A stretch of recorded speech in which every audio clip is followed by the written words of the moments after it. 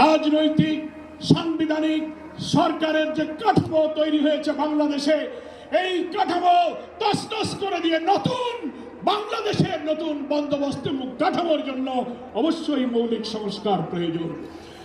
এই প্রশাসনিক ব্যবস্থার মধ্যে আমরা নতুন কোন ফ্যাসিবাদ, নতুন কোন হাসিনার আমরা জন্ম দিতে চাই না। এই জন্য সংস্কার আমাদেরকে করতে হবে। আন্দোলনের শহীদ আহত যারা, তাদের চিকিৎসা এবং পুনর্বাসন করতে হবে। প্রবাসী 1,10,00,000 ভোটার, তাদেরকে ভোটাধিকারের ব্যাপারে আপনাকে নিশ্চিত করতে হবে। স্থানীয় সরকার নির্বাচন আগে দিতে হবে।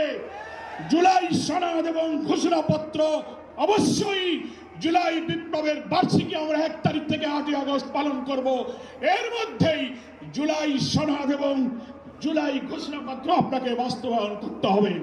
সংগ্রামী দেশবাসী, বাংলাদেশ জামায়াত ইসলামীর সংগ্রামী আমির ডাক্তার শফিকুর রহমান, তিনি পীর সাহেব চরমনাইকে এবং আপনাদের সহ সকল দেশবাসীকে জামায়াত ইসলামীর পক্ষ থেকে সালাম এবং শুভেচ্ছা জানিয়েছেন। তিনি জাতীর জন্য ঐতিহাসিক ভূমিকা রেখে চলেছেন।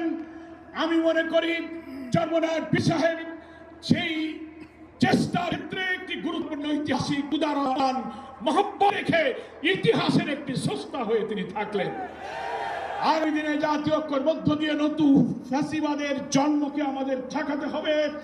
আমরা এই ঐক্যের পেছনে চরমনাই পীর সাহেবের যে উদারতা, যে আন্তরিকতা, যে মহব্বত, তার মাধ্যমে গুরুত্বপূর্ণ ভূমিকা পালন করেছেন। আমরা দেখতে পাচ্ছি ইতিমধ্যেই বাংলাদেশের গ্রামে গঞ্জে মুসলিম উম্মাহর নেতৃত্বদানকারী জনগণের এই ঐক্যের পরিবেশ